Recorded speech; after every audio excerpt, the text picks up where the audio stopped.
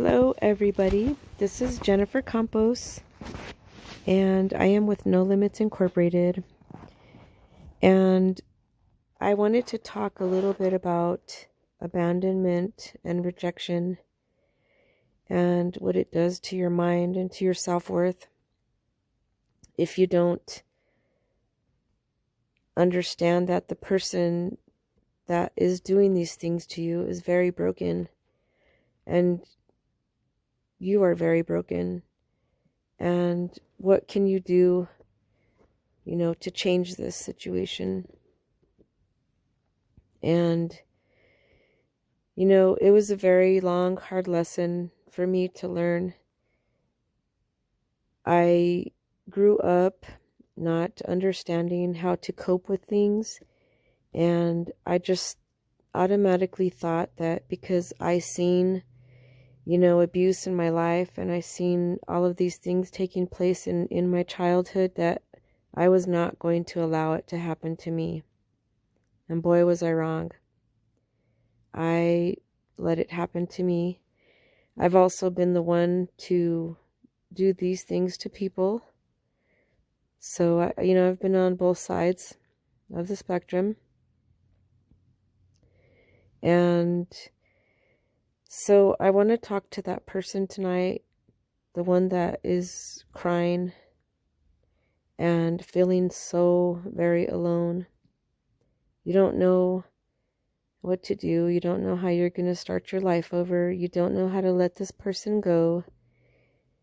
You're running back and forth in your mind trying to figure out, what you could have done differently for this person to love you. How you can change the situation. And at this point, there's probably nothing that you can do. And if this person does come back and they're not healed, it's just going to be the same thing happening over and over again until, you just get tired of it. And then even when you do get tired of it and you don't process this stuff and you don't work on yourself, it will happen again, even if you say that you're not going to allow it to. And, for the person that has walked away, that has abandoned you, this person has a lot of problems as well. They don't know how to cope. They don't know, they don't have respect for themselves. And mostly this is a sin factor of what's going on in their life. And there's no amount of running away that you can do to get away from, where your life has turned. So for that person, it will be a matter of time where they just have to stop and fix what's going on, or they will just continue to hurt people their whole life, because they will figure out that, all people want in this life is accountability. They want to be loved.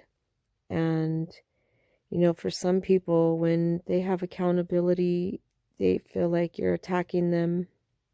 And so they might have the excuse, that you were nagging them and that they're not happy, and that's why they ran away.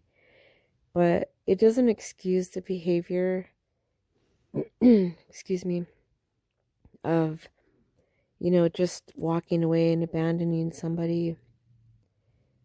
These have to be solved, especially if you're married. You don't just run away and, expect these things to go away. It won't. And, I just wanted to talk about this because if you don't work on yourself and realize that those wounds, from a childhood are the things that are not allowing you to to heal and to process. And, most people that are in this situation, in dysfunctional families, they leave one relationship and go to the next, and it's the same. Because, if you don't love yourself, and you don't have respect for yourself, and you don't have boundaries, and you don't know how to allow a person to walk away, then that is very, very toxic.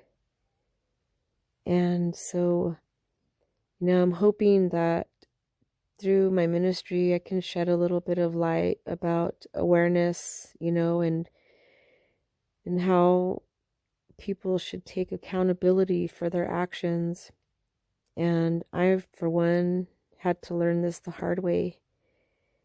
It was until I was caught, in all of my madness that I had in my life, that I finally had to just realize, coming to a situation where I could not run anymore, I had to just deal with it.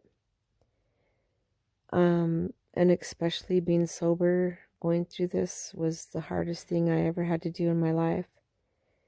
But, you can do it, and you just have to realize the situation that you're in right now. Like, you have to look at it for what it is. The person left, they don't want to be with you. And how can you pick yourself up, and how can you move on? And how can you, make your life better? Well, for one, what you can do is you can start coping a different way than you have in the past, and that is to not run to a relationship to ease your pain. You can stay away from sex. You can pray to God and ask Him to help you work on yourself, and you can heal yourself, and you can ask God to bring you the right person in your life, somebody that has, the same goals as you. And that might be, that you serve God, and you want to find somebody that serves God together. So there's no arguments, about religion and about what's right or wrong. You want to make sure that you write down what it is that you want in your life, and change every possible thing in your life that you can, that would cause you to make bad decisions. Are you using drugs? Are you addicted to something? Are you get offended, easily? Take the time to just look at all of these things, and try to fix it. None of us are going to be perfect, but to live in a toxic and dysfunctional family is one of the worst things that I think I've ever been through in my life. And, creating this ministry, I see a lot of people that, the woman, she's trying to do what she can do to go to work and take care of the kids, and the man is, constantly throwing her out, and he's asking her to leave, and he doesn't know what he wants. He wants to be with this girl or that girl. And it's heartbreaking. It's very heartbreaking. So, I hope that this helps somebody tonight. If you need somebody to talk to, and you want to pray with somebody, I would love that. You can email me at jennybug.jg@gmail.com, and I will get back to you. And I just hope that, whoever is listening to this tonight, that you would want to make a change in your life. Be the person that breaks all the generational curses in your family from the dysfunction and all of these things. I hope you have a great night. God bless you.